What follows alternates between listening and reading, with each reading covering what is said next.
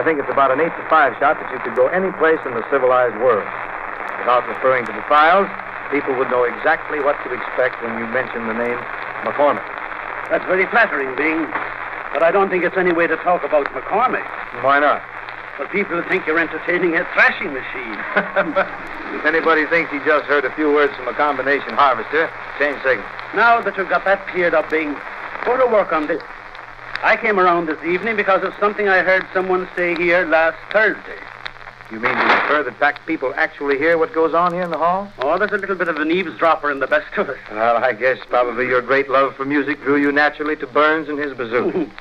In any case, we're deeply grateful. But to tell you the truth, I've been listening every week hoping that something would be said here that I could agree with.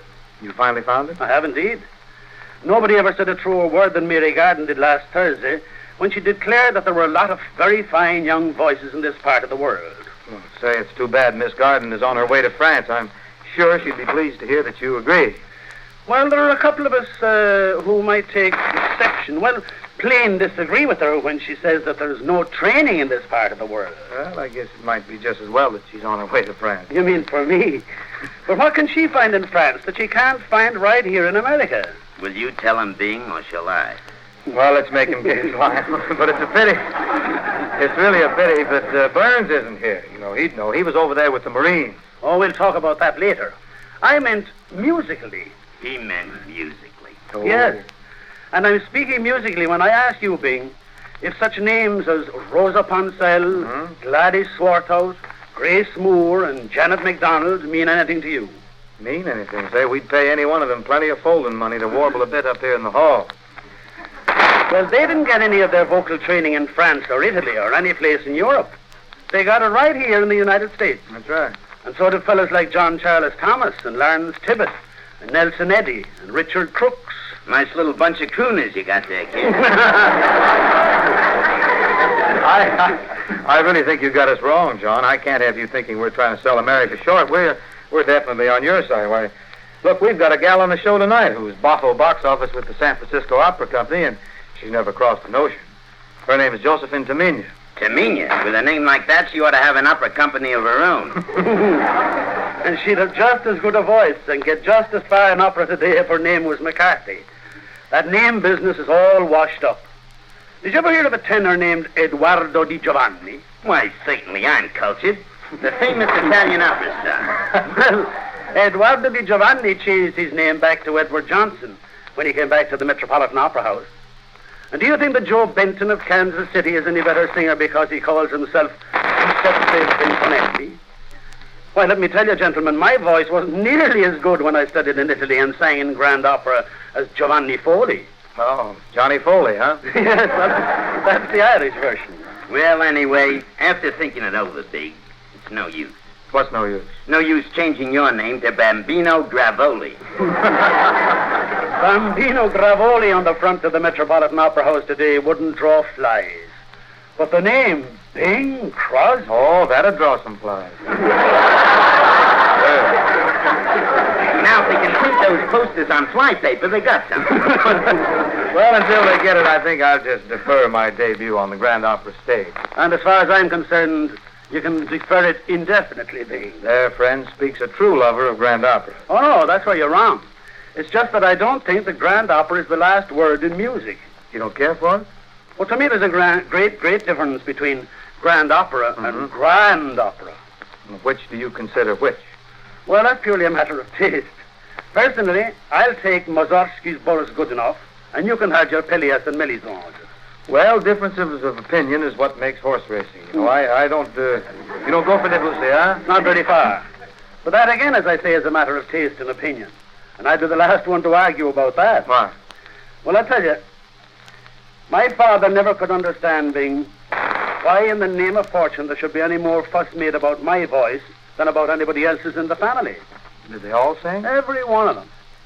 When I first sang in Ireland many years ago, the neighbors said, "Your old man sang better than you did 15 years ago." And my son said, "There's a lovely voice. There's a McCormack that you ought to get to sing for you out here." Hey, we'd love to have him. Will you bring him around sometime? He's a little far away, see. He's over in Dublin. Singing? Not professionally. He's an electrical engineer.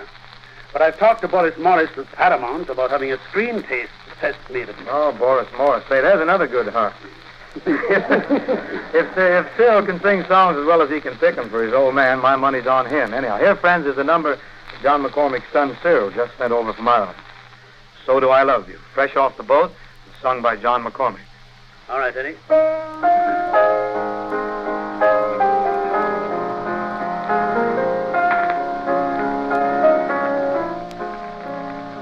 As the earth loves the dawn, as the night loves the moon, as the bees love the flowers that newly spring in June, so do I love you, so do I love you. As the grass loves the dew, as the trees love the rain, as the lark loves to sing at morn his first refrain, so do I love you, so do I love you.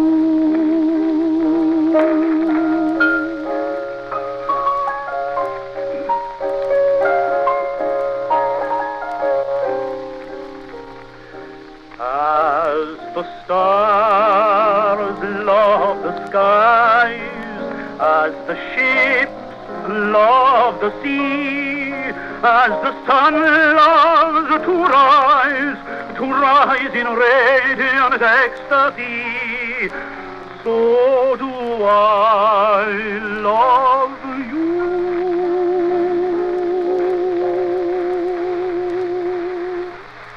So do I love you.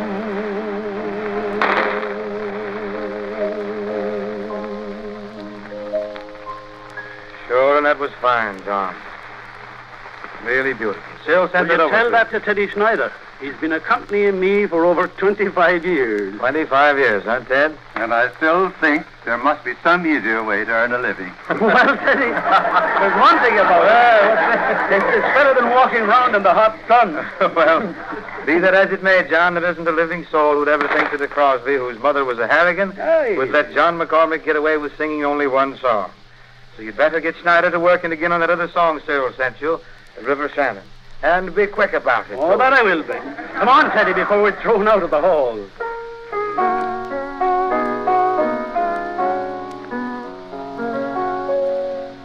Though my feet are planted in a far-off land, there is somewhere they would rather be.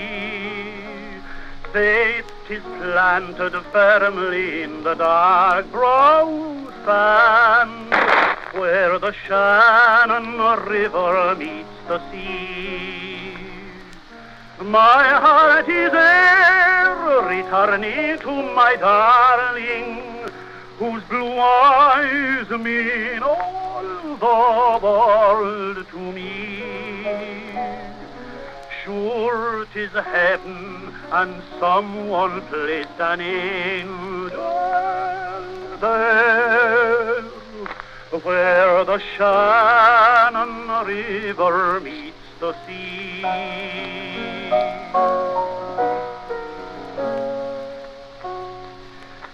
Though my father told me other lands were fair, I'm afraid with him I can't agree. For I always long to breathe the scented air, where the river Shannon meets the sea. There are no lips so sweet and so beguiling as those lips I hope belong to me.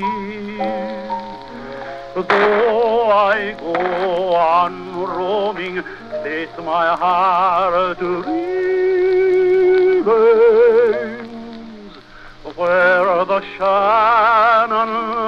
river meets the sea.